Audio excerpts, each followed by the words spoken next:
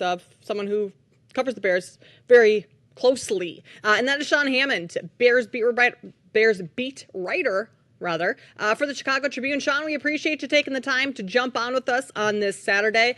Talk to us a little bit about the state of the Bears in terms of the conversation is that they've won the offseason. They got Ben Johnson. They're making all sorts of moves to bolster the offensive line. Is that really going to translate to wins this season? Because we've seen this whole song and dance happen in a few prior years.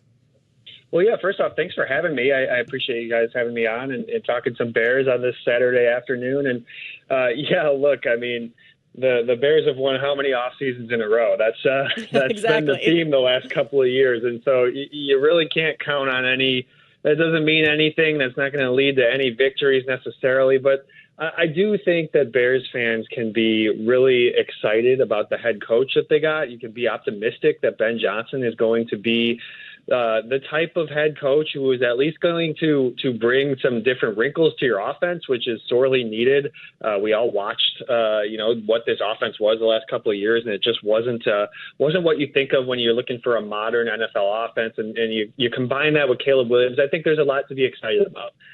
Is that guaranteed to work? No, not necessarily, but I think they're approaching it the right way. I think what they've done on the offensive line, it's really kind of a pretty big shift in the sense that the first couple of years with Ryan Poles at GM, they were getting young guys. Even you look at some of the quote-unquote veteran dudes that they brought in. Nate Davis was only 26 when he signed his contract. And you juxtapose that with Joe Thuney, who's played in 164 regular season NFL games. I mean, that is a real shift. There was a realization at some point that they need veterans and they need guys who have been around the block. And I think that is going to be a good thing for this offensive line. Sean, speaking of the wrinkles that the Bears want to do and that Ben Johnson brings to an offense, and you mentioned also the offensive line, how they've completely overhauled that, which maybe puts offensive line depth on the back burner where we all thought it was going to be a major need, potentially approaching the draft. But now, as we're approaching the draft, you have the offensive line at least theoretically set for the most part as far as your starters go. And we know what Ben Johnson liked to do in Detroit as far as the running backs go. Do you put credence to the fact that the Bears are really going to go hard after Ashton Genty, and if he's there, they're going to draft him to get a thunder and lightning thing going with him and DeAndre Swift? Yeah, I mean, I don't know. I don't know if going hard after him is the right phrasing. I think if he's there, you have to consider it. I don't think that they would be a team that is necessarily going to move up a spot or two to try to get an Ashton Genty. But if he's there, you have to consider it. And I think you could sort of make the same argument for like a Tyler Warren or any of those offensive sort of playmakers, gadget type pieces, whatever you want to call them. I definitely think that's on the table. I think what the Bears have done really is put themselves in a pretty good position to sort of just take the best available, especially when you're looking at number 10. Now you might have a couple positions. You look at the draft as a whole, they're set up really well. They've got 10, they've got the 39th pick, they've got the 41st pick. They got 4 picks inside the top 75. You can sort of single out a couple of positions and say, okay, we need maybe an offensive tackle, maybe an edge rusher from that group of picks. But I don't think any one of them is such a dire need that you're saying, okay, our number 10 pick has to be this or that. I think they can just by adding the depth that they've added on that offensive line, same with adding a couple of guys on the defensive line, you can approach that number 10 pick any number of ways. And I think they could really just see what plays out ahead of them and take the best available. I think if that's an Ashton Genty, you have to consider that. Do you think with what they're able to do in the draft and the picks that they do have, also coupled with the moves that they've made in the offseason and in free agency, that they'll be able to fill out this roster and have enough depth to be able to compete and be a real threat in this division, the NFC North, this upcoming season? Yeah, I mean, I think the depth is going to be a lot better than it has been, especially on that offensive line. They've still got Ryan Bates, who's, going into last year, we thought he was going to be the starting center. He wound up hurt most of the year, so that never really materialized. But he's still on the roster. He is a pretty versatile interior linemen.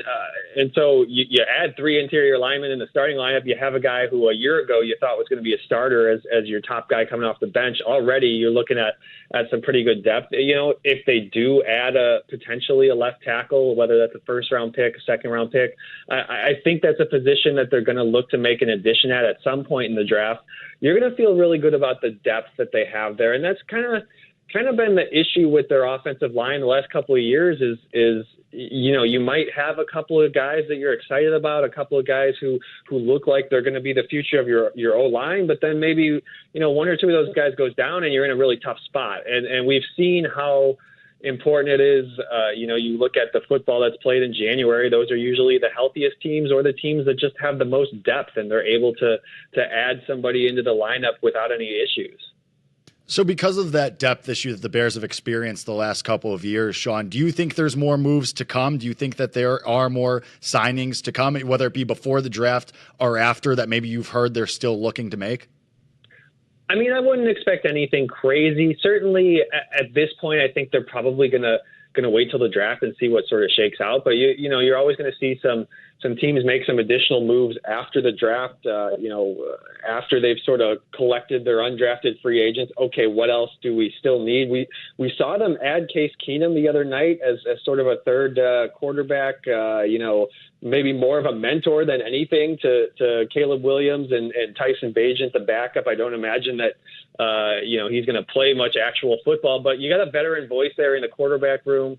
And certainly there's still some decent free agents out there. But I think at this point they're gonna wait to sit this one out and see what shakes out in the draft. We're talking with Sean Hammond, Bears beat reporter for the Chicago Tribune. Sean, the Bears did just add Case Keenum to their quarterback room. Obviously brings some veteran leadership, some veteran presence to that young room. How important is the addition of Case Keenum this season? I think it is an important move. I mean, you look at last year under Matt Eberflus, what they did was they tried to surround Caleb with as many coaches who had experience coaching that quarterback spot. They had Shane Waldron, a former quarterbacks coach, as their offensive coordinator. Thomas Brown was in the room as the passing game coordinator. He has coached quarterbacks before. They brought in Ryan Griffin, who was down the depth chart with Tom Brady in Tampa when they won the Super Bowl, and they brought him as an offensive assistant. So they brought all these coaches who had that experience. But I think it's a little bit different when you were adding somebody who's, sitting next to Caleb Williams in the locker room. I think that's a little bit different dynamic than necessarily bringing in coaches who have coached the position. And so I think that's something that they were kind of missing last year, because you looked at their 3 quarterbacks last year. They had Brett Rippon during training camp, but he played so well in the preseason that somebody else signed him off the practice squad, and he was gone. And so then you had Caleb Williams, you had Tyson Bagent, who was in year 2, and you had Austin Reed, an undrafted rookie. Those were your 3 quarterbacks. That was probably I haven't looked this up, but I would imagine that's one of the most inexperienced quarterback rooms in all of the NFL last year. You mentioned the third quarterback getting signed off Brett Rippon last year. Do you think the Bears are at risk of that happening again this year with Tyson Bagent? Because if he's going to be the third guy and he has NFL experience, he's won games in the NFL, that matters to some teams. Do you think the Bears can maybe get away with stashing him on the practice squad, or are they going to try and keep all 3 of these guys? Like, do you think there's a risk the Bears lose one of these guys? I would imagine, and I know that they like Tyson, and so I would imagine he's staying on the roster pretty much no matter what, unless he comes out and looks terrible in August. But I don't think that's going to be the case. I think you're gonna prioritize him as your QB2, and I don't know if that means you're going to keep Case Keenum on the active roster the whole year. Maybe not. I think you could. If you're going to risk it with somebody, you'd probably risk it with the veteran who you probably don't expect to play it anyway. But I think they're going to do what they can to protect Tyson Bagent, because they really like him. And he didn't really get much of a shot last year. Caleb was healthy, which, of course, is a good thing. But they still like what he brings to the table as a backup. Sean, talk to me about win totals. What's realistic for next season for the Bears? 8, 9 wins? Do we even go crazy and say they could win 10 games next season? I have a hard time getting there, just because covering this team, I've thought that there's been time, even just last year, there was so much positive momentum, at least in the offseason, so much excitement around this team, and we were having the same conversation a year ago. And I'm firmly in that boat of I'll believe it when I see it. And I think Ben Johnson is a total wild card. Like that's maybe he is able to take this roster into the 8, 9, 10 win range in year one. That's certainly within the realm of possibility, but I'm of the opinion that I'll believe it when I see it. I want to see what this team does in the draft. I do think that they should be in the, I don't think 8 wins is crazy. I don't think 9 wins necessarily is crazy. Once you start talking 10, then I'm getting a little, I'm looking at you a little funny. Sean, a couple minutes left here. So in about 60 seconds, let's talk about the rest of the teams in the division. How do you think the hierarchy shakes out here? Because the Vikings are going to go with J.J. McCarthy. We didn't see him at all last year. Another year of Jordan Love. And the Lions obviously lose Ben Johnson. So taking the Bears of it all out of it, how do you think the hierarchy of the NFC North shakes out with the other 3 teams? We've got about 60 seconds. Yeah, for me, it's like the quarterback uncertainty in Minnesota is the biggest wild card. Is that going to be J.J. McCarthy's team? What does that look like with him at quarterback? Because obviously they've built a pretty good team around him, and so that could be a good thing. That could be a young quarterback struggling type situation, or maybe they do go look for a veteran at some point. I don't think that you can't really understate like losing Ben Johnson, losing Aaron Glenn. That's going to be a tough thing in Detroit. I do think they're still the favorites in that division, even losing those coordinators. You still got Dan Campbell. You still got the talent on the roster, and a lot of those players are really good. And we saw what they did even with a really beat-up defense last year. So I got to think that the Lions are still the front runner. And you know what? Green Bay is not going away. We haven't talked about Green Bay as much, but they're not going away. They still got a pretty good situation up there, and I think that they're going to be in the mix too. I don't necessarily see the favorite in this division changing right now, but we'll have to see what happens in the draft. Sean, you've been covering the Bears for a little while now, but new to the Chicago Tribune. How are things going over the Tribune? Yeah, it's been great.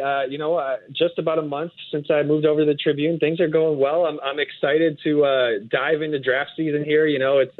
I started in March. It's a weird time in the NFL schedule, but we're getting ready for the draft here. It's going to be a fun month. Well, we look forward to continuing to read your content throughout the season and, of course, having you back on the show sometime soon. Yeah, I appreciate it. Thank you for having me.